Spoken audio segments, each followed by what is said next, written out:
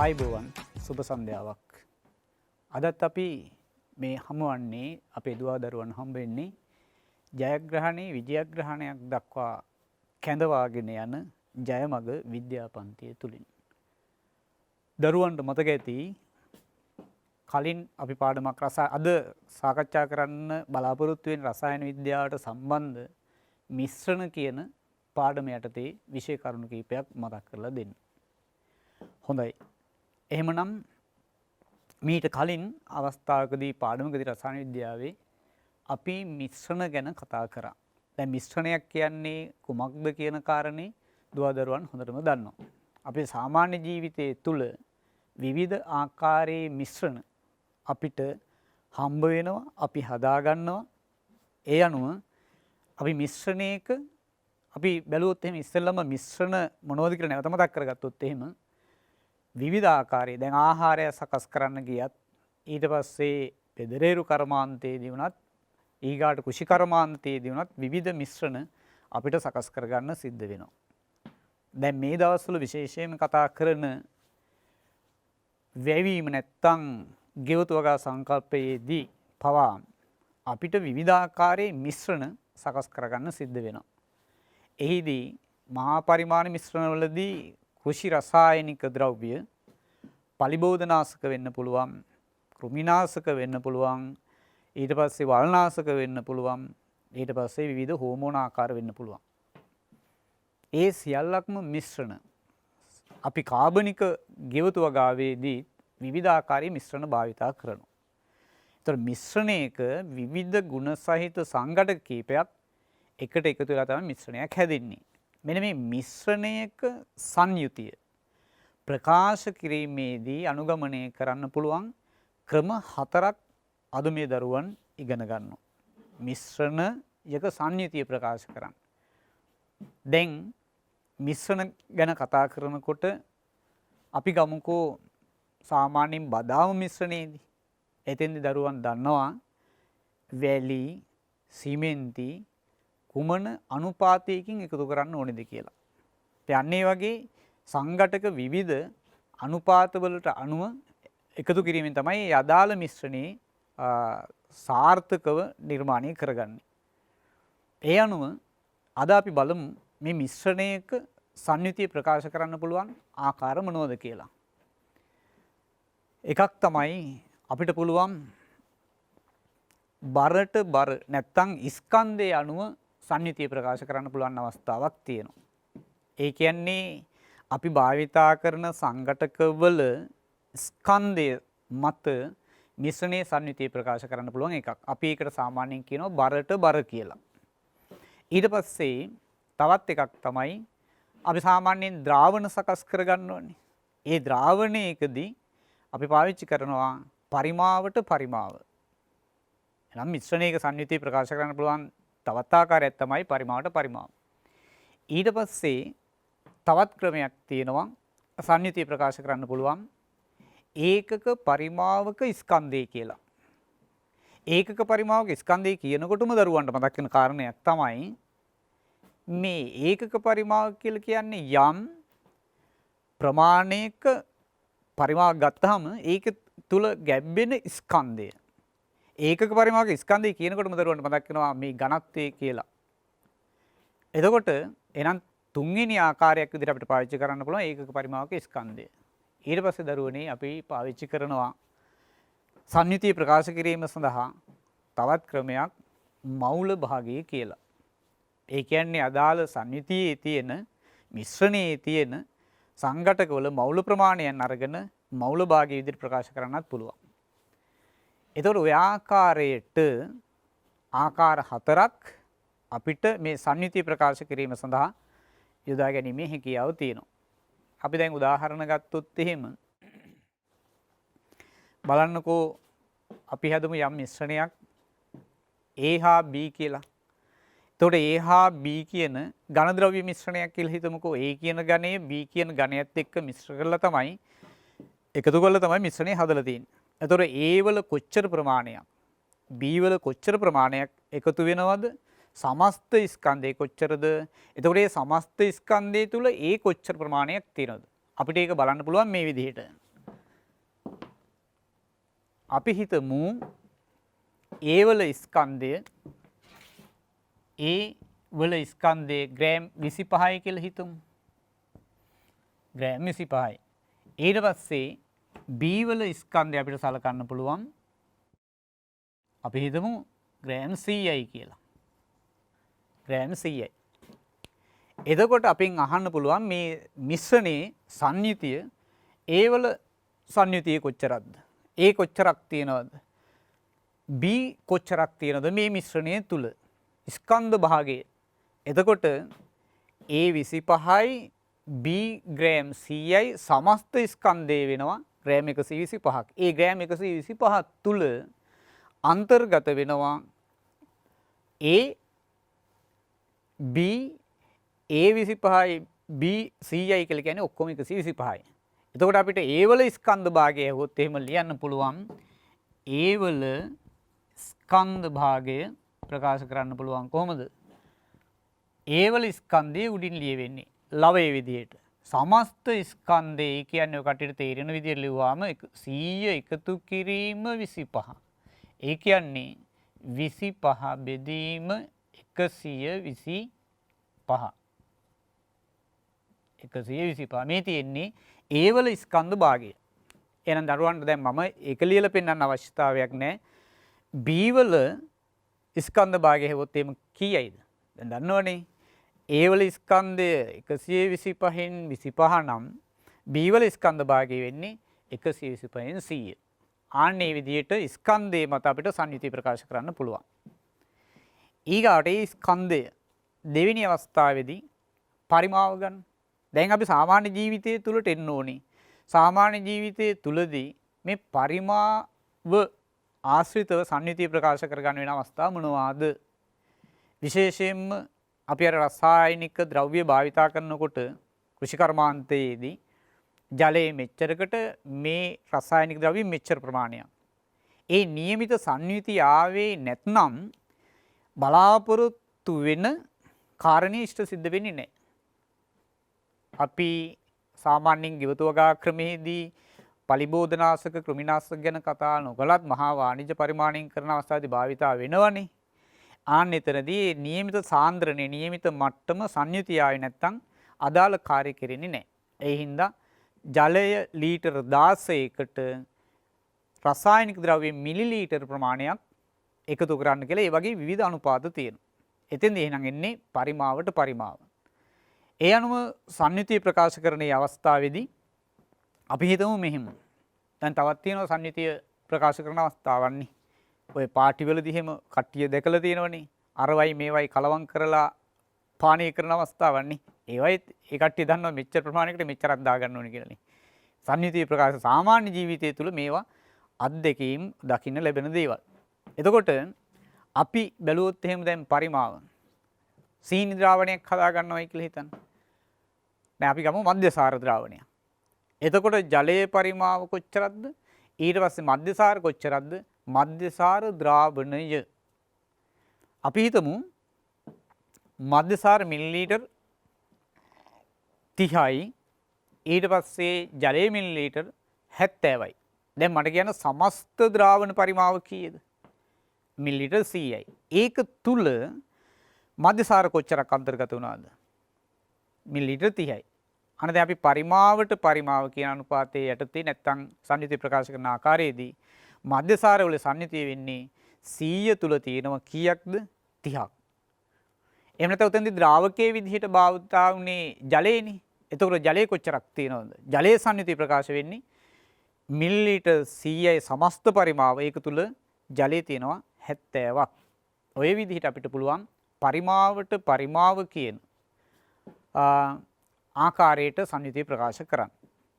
එහෙනම් දැන් ඔයා මේ සංයුතිය ප්‍රකාශ කරන අවස්ථාවන් මොනවද කියලා සාමාන්‍ය ජීවිතයට ගලපන්න. එතකොට මේක ආයේ කටපාඩම් කරන්න අමුතුවෙන් ආයාසයක් දරලා මතක තියාගන්න අවශ්‍යතාවයක් නැහැ. එඳ හැම වෙලෙම ඉගෙන ගන්න විෂය කරුණු මම හැම වෙලෙම කියන දෙයක් තමයි සාමාන්‍ය ජීවිතයත් එක්ක ගලපන්න සංසන්දනය කරගන්න ආදේශ කරගන්න. එතකොට මේක මතක හිටිනවා. එතකොට ඔයාගේ පොත්පත් කෙරෙහි තියෙන අර බැඳීම අඩු වෙලා මනසට ප්‍රායෝගික ජීවිතය තුළ ඒවා අත්දකින්න පටන් ගන්නවා. එතකොට හැම වෙලෙම අපි විෂයත් එක්ක ඉන්නවා වගේ තමයි. ඊට පස්සේ අපි ගත්තොත් එහෙම මේ මිශ්‍රණයක සංයුතිය ප්‍රකාශ කරන ඒකක පරිමාවක ස්කන්ධය. ඒකක පරිමාවක ස්කන්ධය. දැන් හිතන්න ජලය අපි ගමු මිලිලීටර් 100ක්. ඊට පස්සේ අපි සලකමු ඕක තුල දිය කරනවයි කියලා සීනි ග්‍රෑම් 50ක්. එතකොට දැන් සමස්ත ස්කන්ධය වෙන්නේ ඒකක පරිමාවක ස්කන්ධෙන්නේ. ජලයේ 100ක් තුල සීනි ග්‍රෑම් 50ක් අපි දිය කරලා තියෙනවා. එතකොට ඒකක පරිමාවක ස්කන්ධය කියන්නේ 100ක් තුල කියන්නේ ජලයේ මිලිලීටර් 100ක් තුල අන්තර්ගත වෙනවා සීනි ග්‍රෑම් 50ක්. එතකොට අපි ස්කන්ධයේ බෙදීම පරිමාව එතෙන්දි ප්‍රකාශ වෙන්නේ සංයුති ප්‍රකාශ වෙන්නේ ඒකක පරිමාවක ස්කන්ධයෙන්. ඒ කියන්නේ ඒකක පරිමාවක ස්කන්ධයේ m කියන්නේ ස්කන්ධය, v කියන්නේ පරිමාව. මේ විදිහට අපිට ද්‍රාවණයක මේ මිශ්‍රණයක සංයුති ප්‍රකාශ කරන්න පුළුවන්.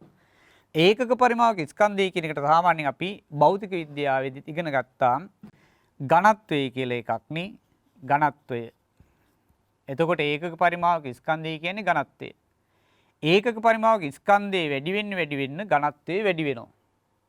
ඒකක පරිමාවක ස්කන්ධය අඩු වෙන්න ඝනත්වය අඩු වෙනවා. ඒ කියන්නේ ජලයේ තුල අපි හිතමු ජලයේ මිලිලීටර් 100 තුල දිය කරන සීනි ප්‍රමාණය වැඩි කියලා. මෙතන ග්‍රෑම් අපි හිතමු මිලිලීටර් 100ක් තුල සීනි ග්‍රෑම් 25ක්. ඊගාවෙකේ 30ක් 100ක් තුල. එතකොට මොකද වෙන්නේ? මෙයාට වැඩි මෙයාගේ ඝනත්වය වැඩි නැත්නම් සාන්ද්‍රණය වැඩි. එහෙනම් සංයුතිය ප්‍රකාශ කරන්න පුළුවන් තවත් ක්‍රමයක් තමයි ඒකක පරිමාවක ස්කන්ධය කියන එක. ඒ ඒකක පරිමාවක ස්කන්ධය කියනකොට අන්න අනුපාතවලට ඒකක නැහැ. නේද? අර ස්කන්ධය ගත්තාම ග්‍රෑම්ට ග්‍රෑම් කැපිලා යනවා. පරිමාව ගත්තාම මිලිලීටර් කැපිලා යනවා. ඒ හින්දා අනුපාතවලට ඒකක නැහැ. නමුත් දැන් ඒකකයක් තියෙනවා. මොකක්ද ඒකකේ වෙන්නේ? බලන්න. ඒකක පරිමාවක ස්කන්ධය.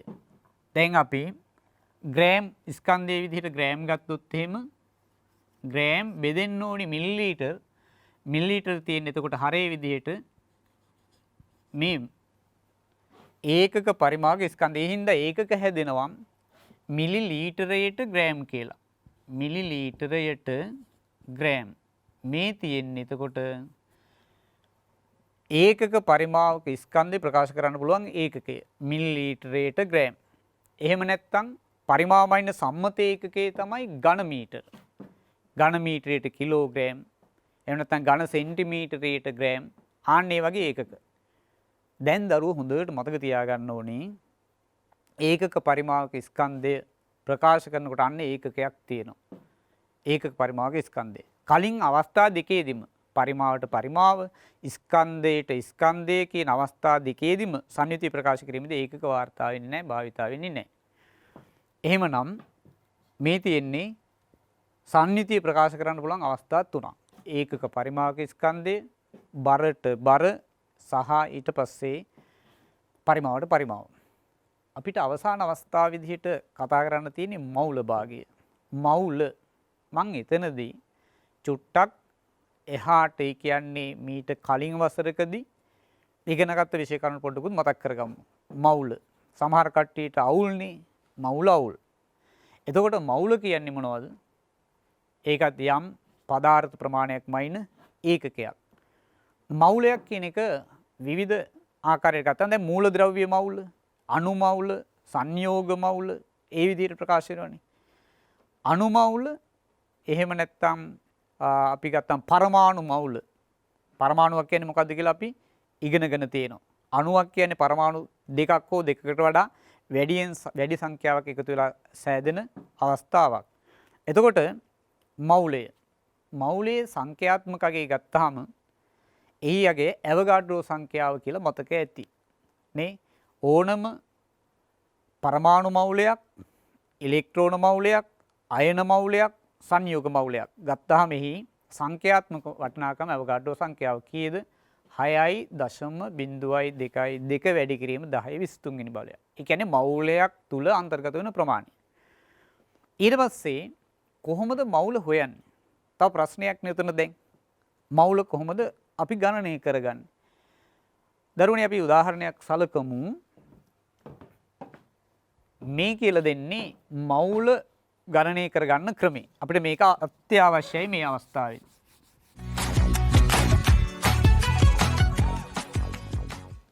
ඒ කොටසට ආවහම මේ දරුවෝ මතක් කරගන්න ඕනේ සාපේක්ෂ පරමාණුක ස්කන්ධය කියන එක මතක් වෙන්න ඕනේ. සාපේක්ෂ අණුක ස්කන්ධය කියන එක මතක් වෙන්න ඕනේ අනිවාර්යයෙන්. තර මූලද්‍රව්‍යයක් දීලා ඒකේ අන්තර්ගත වෙන මවුල ප්‍රමාණය හයි සංයෝගයක් දීලා ඒකේ අන්තර්ගත වෙන මවුල ප්‍රමාණය අහනවා. අපි උදාහරණ කීපයක් සලකමු. එතකොට හරි ලේසි. අපි හිතමු මැග්නීසියම් ග්‍රෑම් 24ක් දීලා අපෙන් අහනවා එහි මවුල ප්‍රමාණය කොච්චරද කියලා. එහෙම නැත්නම් මෙහෙම හිතමු සෝඩියම් ග්‍රෑම් 46ක් දීලා එහි අන්තර්ගත වෙන මවුල ප්‍රමාණය. එහෙම නැත්නම් ඇලුමිනියම් ග්‍රෑම් 54ක් දීලා එහි අන්තර්ගත වෙන මවුල ප්‍රමාණය. දැන් මම උදාහරණ කීපයක් කිව්වේ බලමු මේවයි මවුල හොය ගන්න ආකාරය. දැන් සෝඩියම් ග්‍රෑම් 26ක් 46ක් දීලා අපෙන් අහනවා මේ මවුල ප්‍රමාණය කොච්චරක් තියෙනවද කියලා. මොකද්ද කරන්නේ? හරි සරලයි. මේවා මහා බරපතල විදියට හිතන්න යන්න එපා. මවුල ප්‍රමාණය අපිට හොයාගන්න දැනගන්න ඕනි කාරණා දෙකයි. මොකක්ද? එකක් තමයි දැන් මූලද්‍රව්‍ය නම් මූලද්‍රව්‍යයකට තියෙනනේ සාපේක්ෂ පරමාණුක ස්කන්ධය කියලා එකක්. දැන් මතක් කරගන්න සෝඩියම් වල සාපේක්ෂ පරමාණුක ස්කන්ධය 23යි. කොහොමද අපි ඔය මතක තියාගන්නේ? කටපාඩම් කරනවා නෙමෙයි. පොඩි පොඩි ගණනය කිරීම කරන්න මේවා නිරන්තරයෙන්ම. එතකොට මේවා මතක හිටිනවා. සාපේක්ෂ පරමාණුක ස්කන්ධය 23යි. එතකොට මූලද්‍රව්‍ය ප්‍රමාණයක් දීලා ස්කන්ධයක් දීලා එහි මවුල ප්‍රමාණය අපි හැවුවොත් හදාගන්නේ මේ විදිහට. දීලා තියෙන ස්කන්ධය මොකද්ද? දීලා තියෙන ස්කන්ධය බෙදනවා එයාගේ සාපේක්ෂ පරමාණුක ස්කන්ධයෙන්. උදාහරණේ අපි ගත්තේ සෝඩියම් ග්‍රෑම් 46ක්. එතකොට සෝඩියම් ග්‍රෑම් 46ක්. සෝඩියම් ග්‍රෑම් 46ක් අරගත්තා.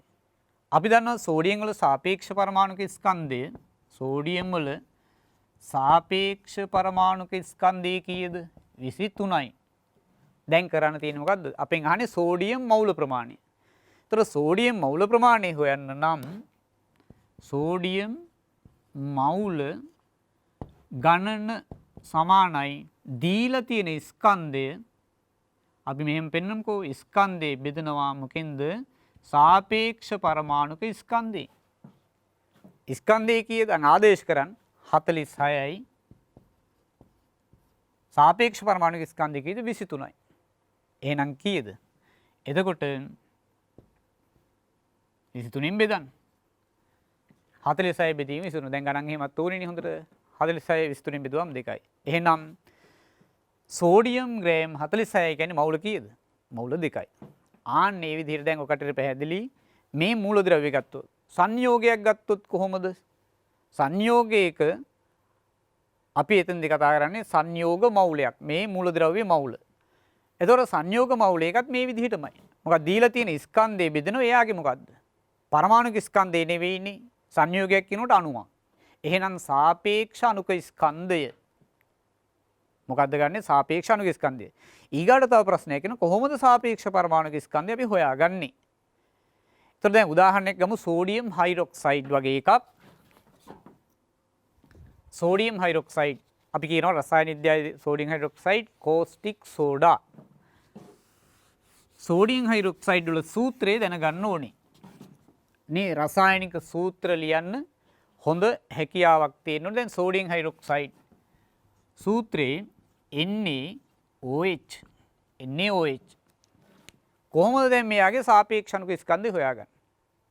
මම මේවාව අතීතයට ගෙනහිල්ලා මතක් කරලා දීමක්. මොකද මවුල භාගය ගැන කතා කරනකොට මවුල ප්‍රමාණය හොයාගන්න ආකාරය දන්නේ නැත්නම් එතනින් එහාට යන්න බැරි නිසා නැවත ආවර්ජනය කිරීමක්. එතකොට සෝඩියම් හයිඩ්‍රොක්සයිඩ් වල සාපේක්ෂ අණුක ස්කන්ධය මෙතන පරමාණු ආකාර කීයක් තියෙනවද? 3ක් තියෙනවා. සෝඩියම් වල සාපේක්ෂ පරමාණුක ස්කන්ධයේ 23 විත්තිය දන්නවා. ඔක්සිජන් වල සාපේක්ෂ පරමාණුක ස්කන්ධයේ 16යි කියලා දන්නවා. හයිඩ්‍රජන් වල සාපේක්ෂ පරමාණුක ස්කන්ධය 1යි කියලා දන්නවා. ඒ අනුව සෝඩියම් හයිඩ්‍රොක්සයිඩ් වලට සාපේක්ෂ අණුක ස්කන්ධය කීයද? 40යි. ඕන් සෝඩියම් හයිඩ්‍රොක්සයිඩ් වලට සාපේක්ෂ අණුක ස්කන්ධය 40යි. දැන් ඊට පස්සේ අපි හිතමු සෝඩියම් හයිඩ්‍රොක්සයිඩ් ග්‍රෑම් 10ක් දෙනවා. සෝඩියම් හයිඩ්‍රොක්සයිඩ් ග්‍රෑම් 10ක්. අපෙන් අහනවා එහි අන්තර්ගත වෙන මවුල ප්‍රමාණය. එහෙනම් අර සිද්ධාන්තයට යන්න. මොකද්ද සිද්ධාන්තය? දීලා තියෙන ස්කන්ධය. මොකද්ද? දීලා තියෙන ස්කන්ධය බෙදනවා යාගේ මොකෙන්ද? සාපේක්ෂ පරමාණුක ස්කන්ධයෙන්. මෙතනදී නම් මොකද්ද? සාපේක්ෂ අණුක ස්කන්ධයෙන්. එහෙනම් දැන් අපිට දෙන්නේ කොච්චරද? සෝඩියම් හයිඩ්‍රොක්සයිඩ් NaOH ග්‍රෑම් 10ක්. ග්‍රෑම් 10ක් තුල අන්තර්ගත වෙන මවුල ප්‍රමාණය යහන්නේ. එහෙනම් මෙන්න ස්කන්ධයේ තියෙනවා, මෙන්න සාපේක්ෂ අණුක ස්කන්ධයේ තියෙනවා. මේ ස්කන්ධයේ මෙයාගේ සාපේක්ෂ අණුක ස්කන්ධයෙන් බෙදීමෙන් අපිට පුළුවන් සංයෝගයේ මවුල ප්‍රමාණය බලා ගන්න. එහෙනම් NaOH නැත්නම් සෝඩියම් හයිඩ්‍රොක්සයිඩ් කෝස්ටික් සෝඩා වල අන්තර්ගත වෙන මවුල් ප්‍රමාණය කොච්චරකද? ග්‍රෑම් 10ෙහි අන්තර්ගත මවුල ප්‍රමාණය සමානයි දීලා තියෙන ස්කන්ධයේ ග්‍රෑම් 10 බෙදෙන එයාගේ සාපේක්ෂ අණුක ස්කන්ධය කීයද? 40න්. දැන් කීයද? 40න් 10යි. 40න් 10යි කියලා කියන්නේ කීයද? 4න් 1යි. 4න් 1යි කියලා කියන්නේ මවුල 0.25යි. දැන් ඔයාට මතක් වෙන්නේ නැති මවුල ප්‍රමාණය හොයාගන්න ආකාරය. මොකද මිශ්‍රණයක සම්නිතිය ප්‍රකාශ කිරීමේදී දැන් අපි මේ අවසාන රටාව නැත්නම් ආකාරය ගැනයි කතා කරන්නේ. එහිදී මවුල භාගය. දැන් මවුල භාගය ප්‍රකාශ කරන්නේ මෙහිමයි. මිශ්‍රණයේ අන්තර්ගත වෙන සංඝටක යම් ප්‍රමාණයක් තියෙනවනේ. ඒ සංඝටකයේ අන්තර්ගත වෙන මවුල ප්‍රමාණයක් තියෙනවා. අපි හිතමු මිශ්‍රණයේ තියෙනවා සංඝටක 3ක්. A B C කියලා. මොනවද? A ධන B ධන C සංඝටක 3ක් තියෙන මේ මිශ්‍රණේ. අපි හිතමු A වල මවුල තියෙනවා 3ක්. B වල මවුල 2ක් තියෙනවා. අපි හිතමු මෙයාගේ මවුල 4ක් තියෙනවායි කියලා. එතකොට සමස්ත මවුල ප්‍රමාණය කීයද? සමස්ත මවුල ප්‍රමාණය මේ මිශ්‍රණයේ අන්තර්ගත වෙන සංඝටකවල සමස්ත මවුල ප්‍රමාණය 3යි 2යි 5යි 4යි 9යි. එහෙනම් මිශ්‍රණය තුල තියෙනවා මවුල ඔක්කොම 9ක්. අපෙන් අහනවා ඊගාවට A වල මවුල භාගය, B වල මවුල භාගය, C වල මවුල භාගය. දරුවනේ මවුල භාගය ඇහුවාම හරි සරලයි, කරන්න තියෙන්නේ මෙච්චරයි. ඒ සංඝටකයේ අන්තර්ගත වෙන මවුල ප්‍රමාණය ඔක්කොම එකට එකතු කරලා සමස්ත මවුල ප්‍රමාණය අරගෙන අහලා තියෙන සංඝටකයේ මවුල ප්‍රමාණය සමස්ත මවුල ප්‍රමාණයෙන් බෙදනවා. අපි හිතමු A වල මවුල භාගය. එතකොට A වල මවුල භාගය මවුල භාගය සමානයි කොහොමද හොයන්නේ? ඒහි මවුල ප්‍රමාණය බෙදනවා සමස්ත මවුල ප්‍රමාණයෙන්. මේ මං කෙටියෙන් ලියන්නේ. කෙටියෙන් ලියන එකේ වාසියක් තියෙනවා. මට කාලය ඉතුරු කරගන්න පුළුවන්, පෑණි තින්ත ටික ඉතුරු කරගන්න පුළුවන්. ඔයාට වාසිය තමයි මේක මතක තිබුණොත් නැද්ද කියලා බලන එක නේ. මේ මොකද්ද? සමපෝෂ කියලාද තියෙන්නේ? නෑනේ. සමස්ත මවුල ප්‍රමාණය. එතකොට ඒහි මවුල ප්‍රමාණය දැන් ගන්නකො කීයද? ඒහි මවුල ප්‍රමාණය 3යි. සමස්ත මවුල ප්‍රමාණය කියන්නේ මේ ටිකේ එකතුව කීයද? 9යි. එතකොට අන්න ඒ වල මවුල භාගය කීයද දෙන්නේ? 9න් 3යි. එහෙනම් දැන් ඔයාලා දන්නවා B වල මවුල භාගය හොයන්න පුළුවන්, C වල මවුල භාගය හොයන්න පුළුවන්. A වල මවුල භාගය, B වල මවුල භාගය, C වල මවුල භාගය. පැහැදිලිනේ? එහෙනම් දැන් කියමු බලන්න B වල මවුල භාගය කීයද? B මවුල 2යි, සමස්ත මවුල ප්‍රමාණය 9යි. එහෙනම් 9න් 2යි. C වල මවුල ප්‍රමාණය කීයද? මවුල භාගය 9න් 4යි. පැහැදිලිනේ? ඔකයි තිබුණේ. එතකොට ඔන්න මවුල භාගය. අපි පොඩි ගාණක් හදමු. මේ වගේ ගාණක් අහන්න පුළුවන්. ජලය ග්‍රෑම් 36ක් සහ සෝඩියම් හයිඩ්‍රොක්සයිඩ් ග්‍රෑම් 20ක්. මිශ්‍රණයක් තියෙනවා. මොකද්ද? ජලයේ ග්‍රෑම් 36යි, සෝඩියම් හයිඩ්‍රොක්සයිඩ් ග්‍රෑම් 20යි. දැන් මේලයි පාඩමට සම්බන්ධ වෙන මේ දරුවන් අනිවාර්යෙන් පොතක්, පෑනක් නේද ළඟට අරගෙන දෙන්න ඒවා ඔයා ටටක් ගාලා හදන්න උත්සාහ කරන්න ඕනේ. මං හදන්න ඉස්සෙල්ලා හදන්න පුළුවන් නම් ගොඩ හරියක් හොඳයි නේද?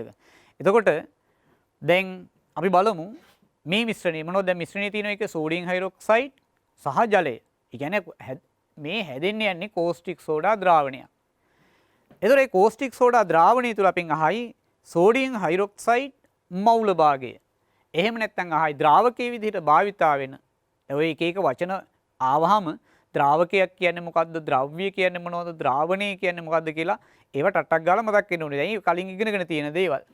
එතකොට කෝස්ටික් සෝඩා ද්‍රාවණයේ කෝස්ටික් සෝඩා වල මවුල භාගය. කෝස්ටික් සෝඩා ද්‍රාවණයේ ජලයේ මවුල භාගයනේ අහන්න පුළුවන්. අපි ඒක පොඩි ගැටලුවක් විදිහට ලියාගෙනම හදමු.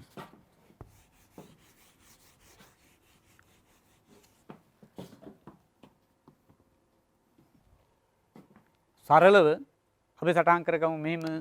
අපි හදන්න යන ද්‍රාවණයේ තියෙනවා ජලය. ජලයේ කිව්වෙ මොනවද? H2O. ස්කන්ධය කොච්චරක්ද ගන්නවා කිව්වේ ග්‍රෑම් 36ක්. ජලයේ ග්‍රෑම් 36ක්. ඊගාවට sodium hydroxide NaOH caustic soda ගන්නවා ග්‍රෑම් 20ක්. ග්‍රෑම් 20ක්. එතකොට අපෙන් අහන්නේ මවුල භාගය. ඔන්න මේක ස්කන්ධ භාගය දන්නවනේ දැන්. ස්කන්ධ භාගය නම් අපි ජලයේ ස්කන්ධ භාගය වෙන්නේ සමස්ත ස්කන්ධයේ 56යි. ඒතර 56න් 36ක් ජලයේ ස්කන්ධ භාගය. අර අපි බරට බර කියලා කිව්වේ. එහෙම නැත්නම් සෝඩියම් හයිඩ්‍රොක්සයිඩ් වල ස්කන්ධ භාගය වෙන්නේ 56න් 20යි. දැන් අපි යන්නේ මවුල භාගය.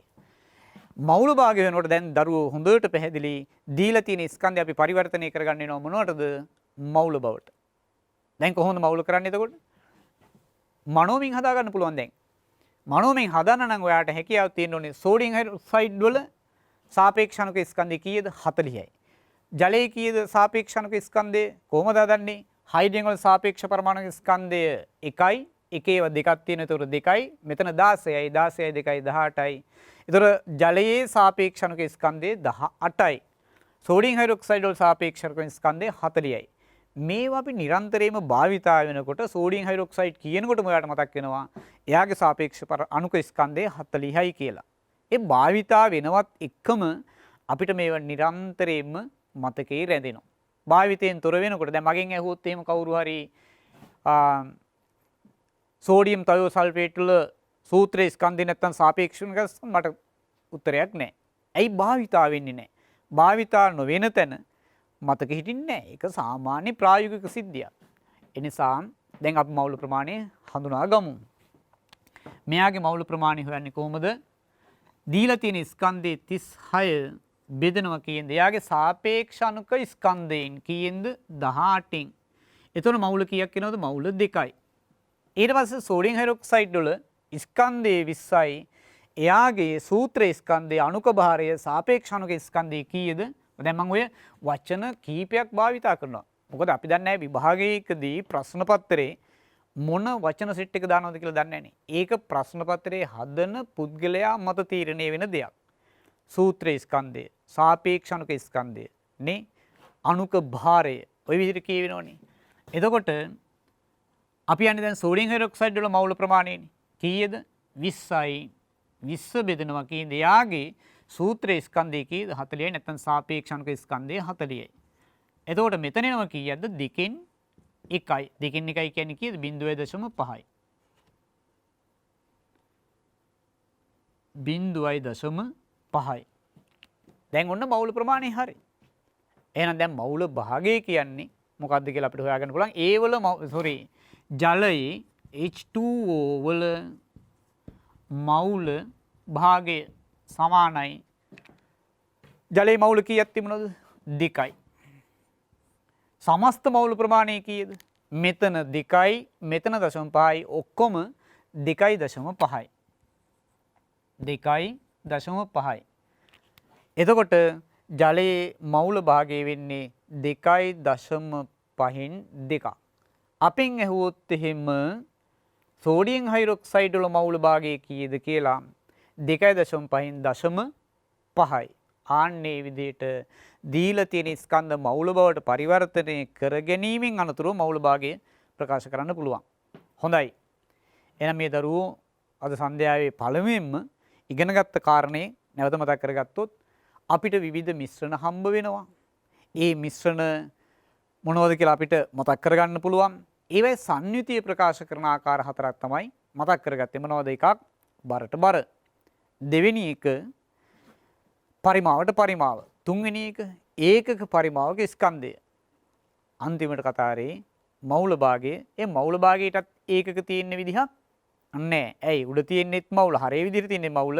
ඊට පස්සේ යටින් තියෙන හරේ තියෙන්නෙත් මෞල, ඉහළින් තියෙන ලවයේ තියෙන්නෙත් මෞල. කැපිලා ගියාට පස්සේ මෞල භාගයට ඒකක නැති වෙලා යනවා. හොඳයි. දැන් මේ සංයුති ප්‍රකාශ කරා ඊගාවට අපිට සිද්ධ වෙනවා දරුවනේ මේ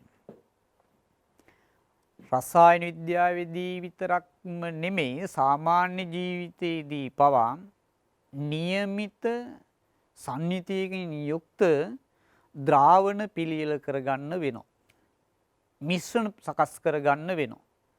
ආන්නේ පිළිබඳව කතා කරන්නයි මෙතනින් පස්සේ අපි සාකච්ඡා කරන්න මේ උත්සාහ කරන්නේ. ඒ කියන්නේ નિયમિત සාන්ද්‍රණයකින් යුක්ත ද්‍රාවණයක් කොහොමද සකස් කරගන්නේ කියන කාරණේ අපි ඉගෙන ගන්න උත්සාහ කරමු. එතනදී මේ රසායන විද්‍යාවේදී අපි මේකට කියන්නේ ප්‍රමාණාත්මක ද්‍රාවණයක් පිළියෙල කර ගැනීම කියලා. ප්‍රමාණාත්මක ද්‍රාවණයක්. එතනදී ප්‍රමාණාත්මක ද්‍රාවණය කියන එකට හේතුව තමයි අපිට අවශ්‍යතාවයට ගැළපෙන උචිත ද්‍රාවණයක් විවිධ පරීක්ෂණාගාර කටයුතු වලදී විවිධ සාන්ද්‍රණයන්ගෙන් යුක්ත ද්‍රාවණ පිළියෙල කරගන්න වෙනවා. ඒ නිසා මේ කොටස ඉතා වැදගත්. මේ ප්‍රමාණාත්මක ද්‍රාවණයක් පිළියෙල කරගන්න ක්‍රම දෙකක් තියෙනවා. එකක් තමයි මම ඒව හඳුන ගන්නවා මෙහෙම. එකක් අපි කියනවා නාස්තිකාර ක්‍රමය. අනිත් එකට කියනවා පිරිමැසුම්දායක ක්‍රමය කියලා. දරුවෝ දන්නවා ඇති රසායනික ද්‍රව්‍ය ගොඩාරියක් ගණන්. නාස්තිකාර ක්‍රමයට ගියොත් බරපතල වියදමක් දරන්න සිද්ධ වෙනවා. ඒ හින්දා සකසුරුවම් කම පිරිමැසුම්දායක ක්‍රමය අපිට අනුගමනය කරන්න වෙනවා. මේ ප්‍රමාණාත්මක ද්‍රාවණයක් විද්‍යාගාරයේ තුලදී පිළියෙල කරගන්නකොට. එහෙනම් අපි මේ කොටස ඉගෙන ගන්නේ ප්‍රමාණාත්මක ද්‍රාවණය පිළියෙල කර ගැනීම කියන මාතෘකාව යටතේ. අපි බලමු ප්‍රමාණාත්මක ද්‍රාවණයක් සකස් කරගන්න අපට විද්‍යාගාරයේ තුලදී අවශ්‍ය වෙන අංගෝපාංග නැත්නම් මෙවලම් උපකරණ මොනවද කියලා. ප්‍රමාණාත්මක ද්‍රාවණ මේ දරුවෝ විද්‍යාගාරයේදී හඳුන ගන්නවා දැකලා ඇති වොච් ග්ලාස් එකක නැත්නම් අපි කියනවා ඔරලෝසු තැටිය. ඊගාවට රසායනික තුලාව. ඊට පස්සේ පරිමාමිතික ප්ලාස්කුව. ඊට පස්සේ වීදුරු දඬු. ඊට පස්සේ වොෂ් බොටල් එක නැත්නම් දෙවුම් බෝතලය කියලා කියනවා. මෙන්න මේ වගේ. ඊට පස්සේ අපිට පුනීලයක් අවශ්‍ය වෙනවා. සමහර ඒ අවශ්‍ය මෙවලම් සියල්ලම භාවිතා කරන්න නැතුව කරන්න පුළුවන් අවස්ථාවලුත් තියෙනවා. මොකද අපි ප්‍රායෝගික වෙතන ක්‍රියාත්මක වෙන ආකාරයේ මත මේ ප්‍රමාණාත්මක ද්‍රාවණීය පිළියෙල කරගන්නකොට ඉතා වැදගත් වෙන දෙයක් තමයි එකිනෙක භාජනවල තැවෙරෙන ප්‍රමාණය පුළුවන් තරම් අවම කරගන්න තරමට එහි ප්‍රමිති නැත්නම් ඒකේ සාන්ද්‍රණය අපි බලාපොරොත්තු වෙන මට්ටමේ තියෙනවා. එහෙනම් නමුත් මේව මතක තියාගන්න අවශ්‍ය වෙන උපාංග නැවත මතක් කරගමු. දෙවුම් බෝතලය ඕනි. එහෙම නැත්නම් වොෂ් බොටල් එක කියලා කියනවා. ඔරලෝසු තැටිය. ඊට පස්සේ රසායනික තුලාවක්, වීදුරු කූරු ඕනි වෙන්නේ මේක දාලා අපිට කලවම් කරන්න. ඊට පස්සේ අපිට ද්‍රාවණ පරිමාව කුමක්ද කියන කාරණය මත අවශ්‍ය වෙන පරිමාමිතික ප්ලාස්කු. ඒවා විවිධ පරිමාණ වලින් දකින්න ලැබේ. ඒතර ප්‍රමාණාත්මක ද්‍රාවණයක් පිළියෙල කරගන්න අපි හිතමු 1m. 1m කියලා කියන්නේ දරුවනේ මෞලිකතාවයේ එකක්. ඒතර මේ මෞලිකතාවය කියන එක සෑම විටම ප්‍රකාශ වෙන්නේ ඝන ඩෙසිමීටරයක් තුල. දැන් ඝන ඩෙසිමීටරය කියනකොට අර විවිධ ඒකක වලින් ඔයාලට මේක අර්ථ දක්ව ගන්න හැකියාව තියෙනවා. ඝන ඩෙසිමීටරය හැදුනේ කොහොමද? සෙන්ටිමීටර් දැන් ඒකක පරිවර්තන වූ කට්ටියට මතක තියෙන්න ඕනි. අර මිලිමීටර් 10ක් සෙන්ටිමීටර 1යි. සෙන්ටිමීටර 10 ඩෙසිමීටර 1යි. ආන්නේ විදිහට ඝන ඩෙසිමීටර හැදෙන්නේ. එතකොට 10 වැඩි කිරීම 10 වැඩි කිරීම 10. එතකොට කීයද 1000යි. ඝන සෙන්ටිමීටර 1000ක් තමයි ඝන ඩෙසිමීටර 1ක් කියලා කියන්නේ. එහෙම නැත්නම් ලීටරයක්. ඒතර 1m ද්‍රාවණයක් සකස් කරනවායි කියලා කියන්නේ ඝන ඩෙසිමීටරයක් තුල මවුල එකක් වෙච්ච සෝඩියම් හයිඩ්‍රොක්සයිඩ් ද්‍රාවණයක් සකස් කරගන්න තියෙනවා කියලා හිතමු. ඒතර මේක හරි සරලයි. මම ගත්ත මෞලිකතාවයේ අනුව අපි මේක ඉගෙන ගත්තට පස්සේ විවිධ ද්‍රාවණ හදන ආකාර ගැන කතා කරමු. දැන් මොකද්ද අපේ ඔළුවේ තියෙන්නේ? යන්නේ කුමන ද්‍රාවණයක් හදන්නද? 1m sodium hydroxide.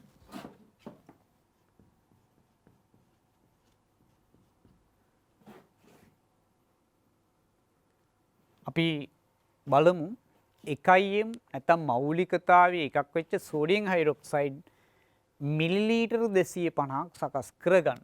කොච්චරද හදන්නේ? මිලිලීටර 250යි. ඕන්. හරි. අපිට දැන් දෙන ටාගට් එක තමයි මෙන්න මේ ද්‍රාවණ පරිමාව අපිට සකස් කරලා දෙන්න ඕනේ. මොකද්ද? 1m sodium hydroxide ද්‍රාවණ මිලිලීටර 250ක්. අපි යම් පරීක්ෂණයක් සඳහා අවශ්‍ය වෙන ද්‍රාවණයක් වෙන්න පුළුවන්. අපිට අවශ්‍ය නම් කොච්චරද? 250යි. ඒතර මම කියලා දෙනවා මේක හදාගන්න පුළුවන් ක්‍රම දෙකක් තියෙනවා. ඒ තමයි එකක් නාස්තිකාර ක්‍රමය, අනිත් එක සකසුරුවන් ක්‍රමය නැත්නම් පිළිනසුන්දායක ක්‍රමය. නාස්තිකාර ක්‍රමය කියන්නේ මොකද්ද? ඒක හරි සරලයි. ඔකට ඒක රයිට්. ඒ ක්‍රමය තමයි හොඳ කියලා. ඇයි? ගණනය කිරීම අඩුයි ටක් ගාලා හදාගන්න පුළුවන්. දැන් මෙහෙමයි ඒක හදන්නේ. නාස්තිකාර ක්‍රමයේ කට්ටිය නාස්ති කරන්න කැමතිනේ ගොඩක්.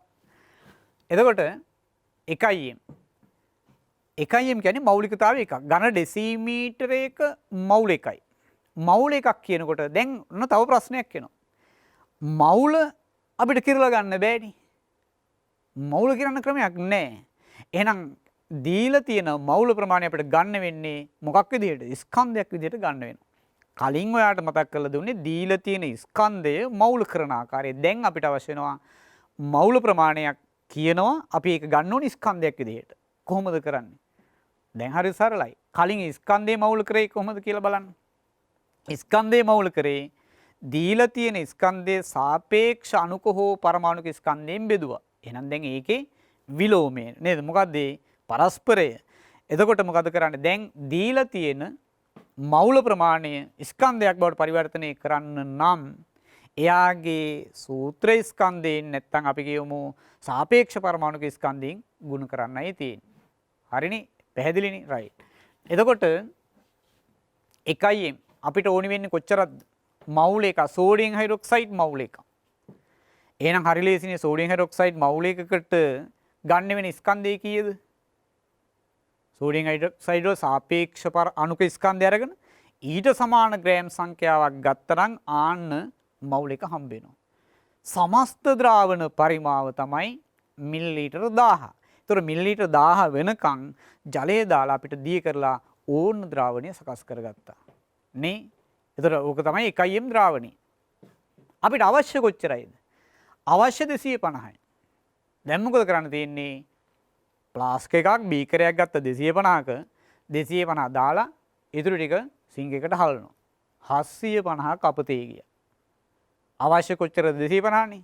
දැන් මොකද්ද උනේ? කොච්චර ප්‍රමාණයක් අපතේ ගියාද? ඔය දේ කරන්න බෑ. ඒ නිසා අපිට සිද්ධ වෙනවා මෙතනදී කම්මැලිකම පැත්තකට දාලා ගණනය කිරීම කරලා ලස්සනට අවශ්‍ය ප්‍රමාණයේ නූලට තිතටම වෙන් කරලා ගන්න. හොඳයි අපි ඒක කරන්නේ කොහොමද කියලා බලමු. එහෙනම් ඉස්සෙල්ලාම අපිට ගණනය කරගන්න සිද්ධ වෙනවනේ අර මෙවලම් ටික දැන් ඔක්කොම ලෑස්ති කරගෙන දැන් රසායනික තුලාව භාවිතා කරගෙන මේ ප්‍රමාණය හරියටම කිරා ගන්න ඕනේ. හදන්න යන්නේ කොච්චරද? 250. එහෙනම් 250ට ගැළපෙන සෝඩියම් හයිඩ්‍රොක්සයිඩ් ප්‍රමාණය හරියටම කිරා ගන්න ඕනේ. ඒක අපි ගණනය කරගන්නේ කොහොමද? නේ 1000ක තමයි එකක් මවුල එකක් තියෙන්නේ. 1000ක මවුල එකක්. ඒ කියන්නේ මිලිලීටර 1000ක තමයි මවුල එකක්. අපිට අවශ්‍ය 250යි. එහෙනම් අපි බලමු 250කට කොච්චරක් අවශ්‍ය වෙනවද කියලා. අනේ 1000ක මවුල එකයි. ඕන් 1m කියන්නේ 1000ක මවුල් එකක්. මේ එක කියන්නේ මොකද්ද? සෝඩියම් හයිඩ්‍රොක්සයිඩ් මවුල ප්‍රමාණය. මේ තියෙන සමස්ත ද්‍රාවණ පරිමාව. එතකොට මේක තුල තමයි එකක් තියෙන්නේ. අපිට අවශ්‍ය කොච්චරයිද 250යි. එහෙනම් වැඩි කරන්න 250යි. දැන් මොකද වෙන්නේ? මෙයාට 1යි, මෙයාට ඒ වගේ 4යි, 4න් 1යි. 4න් 1යි කියලා කියන්නේ 0.25යි. නේ? 0.25යි. මේ එන්නේ මොකද්ද? මේ ආවේ මවුල ප්‍රමාණය. මොනවා මවුල ප්‍රමාණයද? සෝඩියම් හයිඩ්‍රොක්සයිඩ් මවුල ප්‍රමාණය. එහෙනම් 200,000ක් තුල එකක් තියෙනකොට හරි සරලයිනේ. 1000ක් තුල එකක් තියෙනකොට 250ක් තුල තියෙනුනේ ඒකෙන් 4න් පංගුවක්. ඒ කියන්නේ 0.25යි. හරි. එහෙනම් 250ට අවශ්‍ය වෙන සෝඩියම් හයිඩ්‍රොක්සයිඩ් මවුල ප්‍රමාණය අපි ගණනය කරගත්තා. කීයයිද? 0.25යි. ඊගාට දැන් අපි කොහොනේ මවුල කිරා ගන්න බෑනේ. මවුල ගන්න ක්‍රමයක් නෑනේ. මේ මවුල පරිවර්තනය කරන්න වෙනවා මොකේටද? ස්කන්ධයේ බවට. ඒතර දැන් මං කිව්වා මවුල ප්‍රමාණයක් දීලා තියෙනවා. ඒක ස්කන්ධයක් බවට පරිවර්තනය කරන්නේ කොහොමද? සෝඩියම් හයිඩ්‍රොක්සයිඩ් වලට සාපේක්ෂව ස්කන්ධය දන්නවා. මවුල ප්‍රමාණයක් දන්නවා. එහෙනම් දීලා තියෙන ආපු නැත්තම් මවුල ප්‍රමාණය වැඩි කරන යාගේ සූත්‍ර ස්කන්ධේ නැත්තම් සාපේක්ෂණික ස්කන්ධේ. බලමු මවුල ප්‍රමාණය හොයන විදිය. එතකොට දැන් ඊගාට ප්‍රශ්න. දශම සුළු කිරීමේ දෝෂ තියෙනවා කට්ටියගේ. දශම සුළු කරන්න බැරි නම් ඊගාට භාග.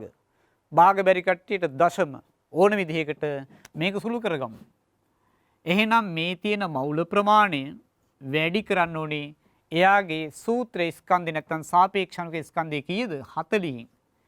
0.25 40න් වැඩි කරමු.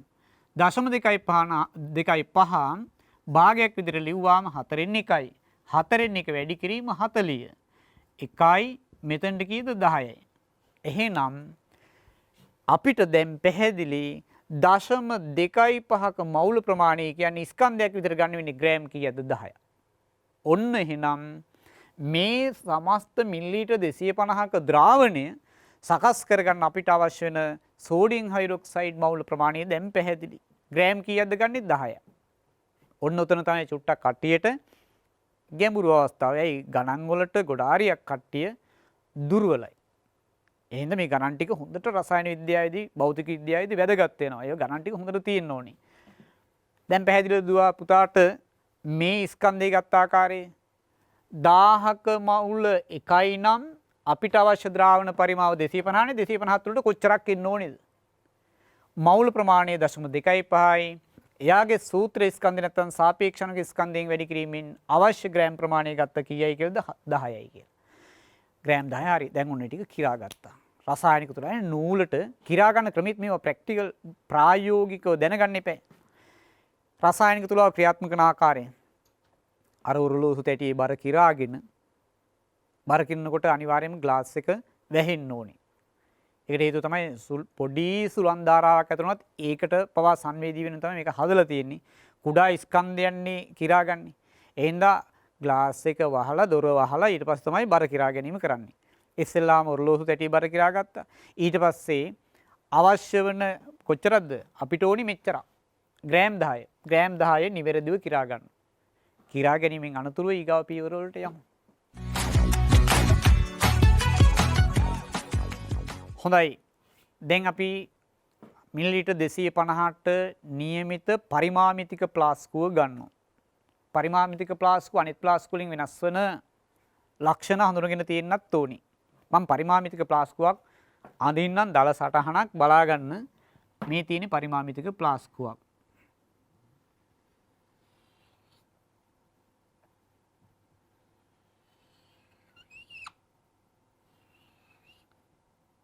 ওই විදිහට තියෙනවා.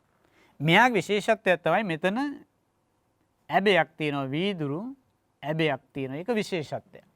ඊට පස්සේ මෙතන ඔයාලට දකින්න ලැබෙනවා ක්‍රමාංකණය කරලා තියෙනවා රේඛාවක්. එතකොට මේක 250යි කියලා ගහලා තියෙනවා නම් මිලිලීටර් 250යි කියලා ගහලා තියෙනවා නම් සටහන් කරලා තියෙනවා නම් මෙන්න මෙතනට එනකම් ද්‍රාවණය පුරවා ගත්තාම තමයි සමස්ත ද්‍රාවණ පරිමාණ මිලිලීටර් 250 වෙන්නේ.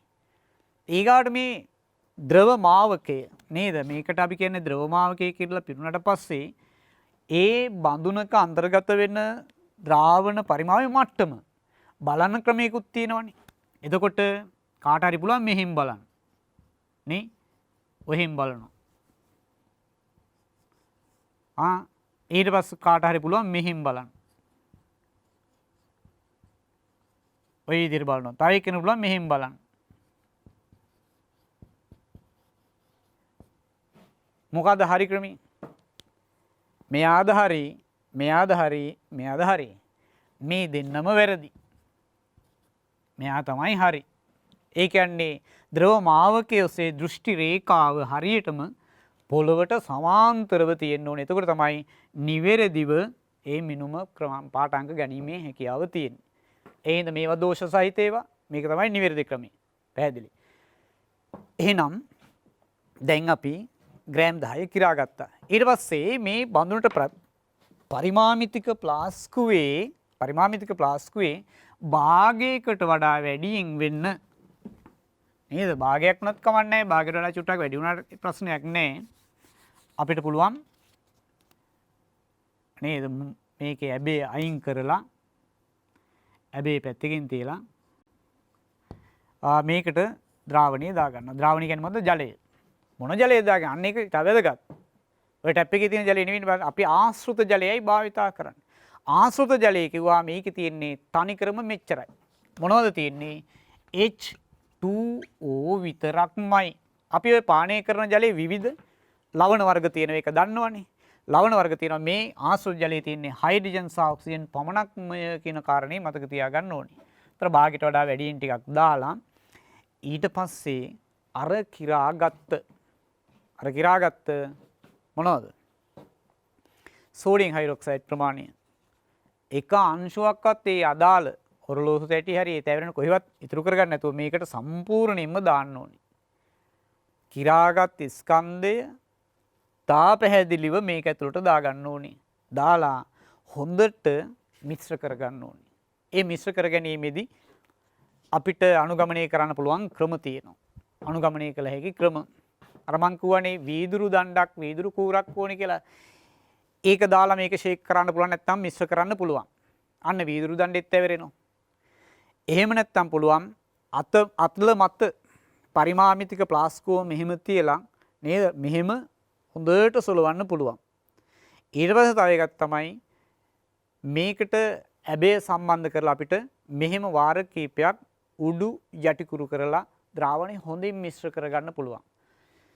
සමස්ත සෝඩියම් හයිඩ්‍රොක්සයිඩ් ප්‍රමාණය සම්පූර්ණයෙන්ම දිය වෙලා ගියාට පසුව හොඳට බලනනේ S දෙකක් දීලා තියෙන හොඳට නිරීක්ෂණය කරන්න. පතුලේ චුට්ටක් අංශුවක්වත් තියෙන්න බෑ. ඔක්කොම දිය වුණාට පස්සේ අපිට පුළුවන් දෙවුම් බෝතලය නැත්නම් සාමාන්‍ය බඳුනකින් උනත් මේක පාවිච්චි කරන්න පුළුවන්. දාලා අපි තනුක කරනවා. ජලය එකතු කරනකොට මෙතනදි කියන්නේ තනුක කරනවා කියලා. ඊට පස්සේ ආශ්‍රිත ජලය තවදුරටත් මේකට එකතු කරලා අපිට මේ හරියට වගේ වෙනකම් නිදහසේ ජලය එකතු කරන්න පුළුවන්. හැබැයි අපි මෙච්චර වෙලා හිමින් සැරේ සූක්ෂමව කරගෙන ආපු වැඩේ නැත්නම් මේ පියවර විනාශ වෙලා යන්න පුළුවන් පොඩි කලබල වීමක් නිසා. ඒ හින්දා මෙතනට ජලය එකතු කරන ආශ්‍රිත ජලය එකතු වෙන පරිස්සම් වෙන්න ඕනේ. ඒ සඳහා අපිට භාවිතා කරන්න පුළුවන් පිපෙට්ටුව කියන එක පාවිච්චි කරන්න පුළුවන්. නැත්නම් බල්බ පිපෙට්ටුව කියන එක භාවිතා කරන්නත් පුළුවන්. දෙවුම් බෝතලේ භාවිතා කරන්නත් පුළුවන්. හැබැයි කලබල වෙන්න බෑ. බොහොම පරිස්සමින් බිඳුවෙන් බිඳුව දාලා තමයි මෙතන සමස්ත ද්‍රාවණ පරිමාව වෙනකම් නේද? ජලය ආශ්‍රිත ජලය එකතු කිරීම කරන්න. ආශ්‍රිත ජලය එකතු කරන්න. ඒ හින්දා ඔන්න දැන් අපි හිමින් සැරේ දාලා සමස්ත ද්‍රාවණ පරිමාව මේක වෙන කාටවත් කියන්නේ නැහැ මේ පැත්තෙන් ගිහලා බලන්න කියලා. තමන්ම තමයි මේ සියල්ල කරන්නේ. මේ පැත්තෙන් හරියටම බලලා මේ ද්‍රවමාවකයේ ඔස්සේ ඇහැ පිටෙව්වහම මෙතනින් පොඩ්ඩක් එහි මෙහි වෙන්න බෑ. ඔන්න අපි හදාගන්න සමස්ත ද්‍රාවණ පරිමාණ මිලිලිටර් 250. දැන් ඒතර බලන්න මේ ද්‍රාවණය සකස් කර ගැනීමේදී බොහොම සූක්ෂම වෙන්න ඕනි. කලබල වෙලා බෑ. ඊට පස්සේ කල්පනාවෙන් ඉන්න ඕනි. මොනවයිද සෝඩියම් හයිඩ්‍රොක්සයිඩ් ටික තිබුණේ හැම එකක්ම සෝදලා තමයි සමස්ත ද්‍රාවණ පරිමාණ මිලිලීටර් 250 සකස් කරගන්නේ. ඔන්න අපි 1m සෝඩියම් හයිඩ්‍රොක්සයිඩ් මිලිලීටර් 250ක් සකස් කරගත්තා. මේ හදාගත්තේ සෝඩියම් හයිඩ්‍රොක්සයිඩ් ද්‍රාවණයේ සාන්ද්‍රණය කොච්චරද? මිලිලීටර් 250යි. එතකොට මේක අපිට ප්‍රයෝජනෙට ගන්න පුළුවන් මතු අනාගතේ භාවිතා කරන විවිධ පරීක්ෂණ කටයුතු සඳහා අපිට අවශ්‍ය වෙන සාමාන්‍යයෙන් 1m සෝඩියම් හයිඩ්‍රොක්සයිඩ් ද්‍රාවණය දැන් මේ තියෙන්නේ. ඒ හින්දා මේක ලේබල් එකක් අරගෙන ද්‍රාවණය මොකද්ද? Sodium hydroxide. ද්‍රාවණයේ සාන්ද්‍රණය මොකද්ද? 1m මෞලිකතාවය එකක් වෙච්ච ද්‍රාවණي දිනෙත් සටහන් කරලා අපිට මේක ඒ අදාළ ස්ථානයේ ගබඩා කරලා තියන්න පුළුවන්. ඔන්න ඔය විදිහට ඔය පියවර අනුගමනය කරමින් තමයි මේ ප්‍රමාණාත්මක ද්‍රාවණයක් පිළියෙල කරගන්නේ. ඔය විදිහට ඒ සමස්ත ද්‍රාවණය සකස් කරගන්නේ බොහොම කල්පනාවෙන්, කලබලෙන් නෙවෙයි, තැම්පත්ව. මොකද පරීක්ෂණාගාරේ ගිහිල්ලා කලබල කරන්න බෑ. බොහොම තැම්පත් මනසක්, කලබලකාරී නොවන ගති පැවතුම් වැදගත් වෙනවා මේ පරීක්ෂණාගාරය තුළ හැසිරෙනකොට. දැන් පැහැදිලිනේ ද්‍රාවණය සකස් කරගන්න ආකාරය. මේකට කිව්වේ අපි ප්‍රමාණාත්මක ද්‍රාවණයක් පිළියෙල කර ගැනීම. ඉතින් මේක තව ගණනය කිරීම තියෙනවා. ඔය ද්‍රාවණය පිළියෙල කරගත්තට පස්සේ අපිට විවිධ ප්‍රශ්න මේකින් එනවා. අපෙන් අහන්න පුළුවන් 1m අපි කියමු 1.5m සෝඩියම් හයිඩ්‍රොක්සයිඩ් ද්‍රාවණයක් සෑදීමට අවශ්‍ය ද්‍රාවණ මිලිලීටර් 750ක් සෑදීමට අවශ්‍ය සෝඩියම් හයිඩ්‍රොක්සයිඩ් ස්කන්ධය නේ. ඒතර මේ වගේ ස්කන්ධයක් මේ වගේ ද්‍රාවණ පරිමාවක් හදන්න යනකොට ගත යුතු මවුල ප්‍රමාණය ඔය ආකාරයෙන් විවිධ ගැටලු මේ ආශ්‍රිතව නිර්මාණය කරන්න පුළුවන්. ඒ හින්දා කල්පනාවෙන් අවබෝධයෙන් පාඩම ඇහුම්කන් දුන්න නම් තවදුරටත් කල්පනා කරලා ඔය කටට පුළුවන් ඔය ගැටලු තියෙන ඒවා හදන්න උත්සාහ කරන්න. ඒ තුල ඔයාගේ මේ ලබාගත් දැනුම එතනදී නැවත ආවර්ජනය වෙනවා නැත්නම් මතක් වෙනවා. ගැටලු වලට යොදන්නේ කොහොමද කියන කාරණේ තමන්ට ගලපා ගැනීමේ හැකියාව අවස්ථාව තියෙනවා. හොඳයි. ඒ අපි කතා කරේ අද පාඩමේදී ද්‍රාවණයක නැත්නම් මිශ්‍රණයක සංයුතිය ප්‍රකාශ කරන ආකාරය, ඊට පස්සේ ඒ මිශ්‍රණයක සංයුතිය ප්‍රකාශ කරන ආකාර 4, ඊට පස්සේ කතා කරේ ප්‍රමාණාත්මක ද්‍රාවණය සකස් කරගන්න ආකාරය. එතකොට මේ ආශ්‍රිත වෙන ගැටලුවක් අපි කල්පනා කරලා ගත්තොත් එහෙම ගැටලුවකුත් අපි බලමු. මෙහෙම 2.5යි මම සෝඩියම් හයිඩ්‍රොක්සයිඩ්ම ගන්නම්. මොකද ඒතර නිරන්තරයෙන් අපිට භාවිතා වෙන එකක් තමයි සෝඩියම් හයිඩ්‍රොක්සයිඩ් කියලා කියන්නේ. ඒතර කටියට දැන් ඒකේ සූත්‍රයේ ස්කන්ධයත් අනිවාර්යෙන් මතකයි 40යි කියලා නේද? ඒ ආශ්‍රිතව පොඩි ගැටලුවක් බලමු.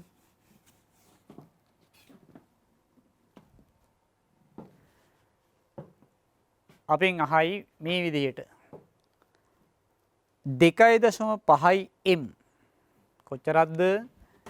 2.5m සෝඩියම් හයිඩ්‍රොක්සයිඩ් එන්නේ ওই සෝඩියම් හයිඩ්‍රොක්සයිඩ් ද්‍රාවණ මිලිලීටර් අපි කියමු 400ක්. මිලිලීටර් 400ක්.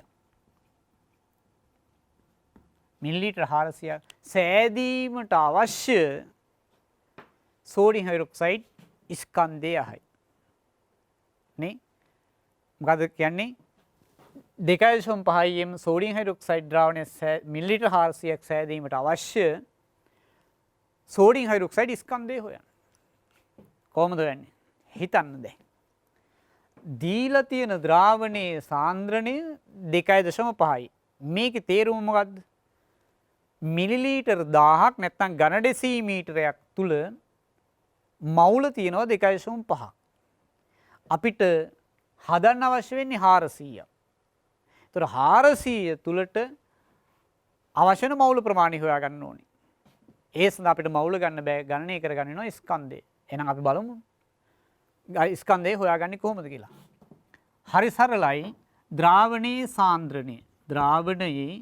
සාන්ද්‍රණය සමානයි ඝන ඩෙසිමීටරයට මවුල 5යි. ඝන ඩෙසිමීටර මවුල 2.5යි. ඊට පස්සේ අවශ්‍ය ද්‍රාවණ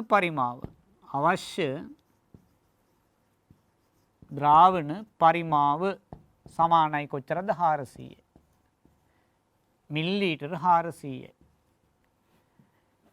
ඔන්න ගණනය කිරීම කරන ආකාරය බලන්න. 1000ක් තුල කොච්චරක් තියෙනවද? 1000ක් තුල තියෙනවා මවුල 2.5ක්. අපි බලන්න ඕනේ මිලිලීටර් 400ක් තුලට කොච්චරක් එන්න ඕනද බලන්න. 1000ක් තුල 2.5 නම් 400. දැන් ටක් ගාලා සෝල් කරන 400 වරක් චක්‍රේ මතක තියෙන්නේ බෑ නේද? එතනට 400ට 400 එකයි. මෙතනට 400 2යි කීයද 2.5. මේ 400 2යි භාගයක් තියෙනවා.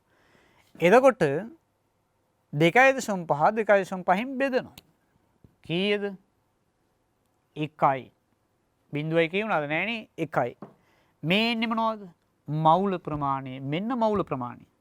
මේ මවුල ප්‍රමාණය තමයි මවුල 1ක්. සෝඩියම් හයිඩ්‍රොක්සයිඩ් මවුල මෙච්චරයි. එහෙනම් එයාගේ ස්කන්ධය අපෙන් එවි ස්කන්ධයනේ. ස්කන්ධය බවට පරිවර්තනය කරන්න මොකද කරන්නේ? එයාගේ සූත්‍ර ස්කන්ධය නැත්නම් අණුක භාරය නැත්නම් සාපේක්ෂ අණුක ස්කන්ධයෙන් වැඩි කරනවා. අණුක ස්කන්ධය කීයද? 40යිනේ. 40 වැඩි කිරීම එකයි කියන්නේ ග්‍රෑම් 40යි. එහෙනම් 2.5න් සෝඩියම් හයිඩ්‍රොක්සයිඩ් ගන්න මිලිලීටර් 400ක් හදන්න අපිට අවශ්‍ය වෙන්නේ මවුල කීයද? 1ක්. පැහැදිලිනේ? මවුල කියන්නේ එකක් කියන්නේ ග්‍රෑම් 40ක් අවශ්‍ය වෙනවා. හොඳයි, ඔය විදිහට තමයි ගණනය කිරීම කරන්නේ. එතකොට අපි අද කතා කරේ රසායන විද්‍යාව ඉතා වැදගත් කොටසක්. ගණනය කිරීම කීපයක් කතා කරා, සංයුතිය ප්‍රකාශ කරන ආකාර කීපයක් කතා කරා. අවසාන වශයෙන් මේ පාඩමට සම්බන්ධ නැති වුණත් මම හැම වෙලෙම කියන කාරණයක් තමයි දරුවන්ගේ මනස නිරවුල් වෙන්න ඕනි කියන කාරණේ. මනස නිරවුල් වූ තැන තමයි අපි කියලා දෙන දේවල් හොඳට මතක හිටින්නේ සහ ඉගෙනගත්ත දේවල් මතක් කරගැනීමේ හැකියාව තියෙන්නේ. මම එන්නේ මොකටද කියලා සමහර අය දන්නවා ඇති. මම පාඩම් පටන් ගන්න කාලේ ආරම්භයේදීම කිව්වා මේ වවන්න පුරුදු වෙන්න කියන කාරණයක් කිව්වනේ. අද වැවිල්ල කොච්චර හොඳද කියලා හැම එක්කෙනාටම තේරෙනවා. අද වැවීම ශීඝ්‍රයෙන් සිද්ධ වෙනවා. මේ වැවීම කියන එක අපේ ජීවිතයට සම්බන්ධ කරගත්තාම ගොඩාරියක් ප්‍රතිලාභ ලැබෙනවා. ලැබෙන ප්‍රතිලාභ අච්චරයි මෙච්චරයි කියලා කියන්න බෑ. මේකට අපි දාගන්නවා නමක් ගෙවතු වගාව කියලා. මහා පරිමාණ වගාවක් නෙවෙයි ගෙවතු වගාව කියන්නේ. ඒ හින්දා මේ දරුවන්ට මම නැවත නැවත මතක් කරනවා. නැවත නැවත මතක් කරනවා මිරිස් පැලයකින් ආරම්භ කරන්න. ලුණු ගෙඩියක් හිටවලා භුක්ති විඳින්න ඒක විකසනය වෙන ආකාරය ඉගෙන ගන්න. එතකොට ගෙදරට අවශ්‍ය අමුමිරිස් කරලක් Tamanට හදලා දෙන්න පුළුවන් නම්, ලුණු ගෙඩියක් හදලා දෙන්න පුළුවන් නම් කොයිතරම් අගනා වටිනා දෙයක්ද? වසවිසෙන් තොරව නේද? Tamanගේ ආහාර ටික සකස් කරගන්න ක්‍රමානුකූලව Taman දායක වෙන්න. ඔයා ගහක් හිටවල ඒක දිහා බලාගෙන ඉන්නවා කියලා කියන්නේ වැඩෙන ආකාරය බලනවා කියන්නේ නිරීක්ෂණය කරනවා කියන්නේ ඔයාගේ මනස තැම්පත් වෙන්න පටන් ගන්නවා. මේක භාවනාවක්.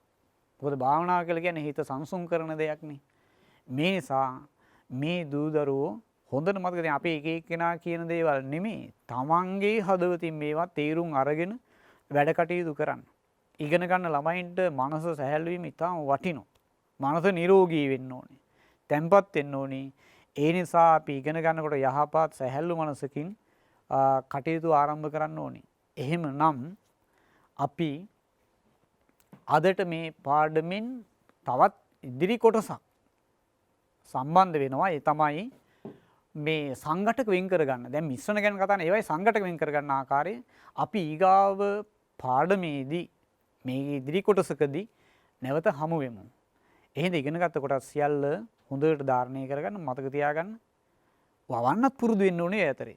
එහෙනම් හැම එක්කෙනාටම සුබ සන්ධ්‍යාවක් කියලා ප්‍රාර්ථනා කරන අතරම ඔබගේ ජයග්‍රහණය විජයග්‍රහණයක් දක්වා ගෙන යන ජයමග අපේ විද්‍යාපන්තිය තුලින් නැවත හමුවීමේ අපේක්ෂාවෙන් අදට සමුගන්නවා සැබට සුබ සන්ධ්‍යාවක්. තෙරුවන් සරණයි.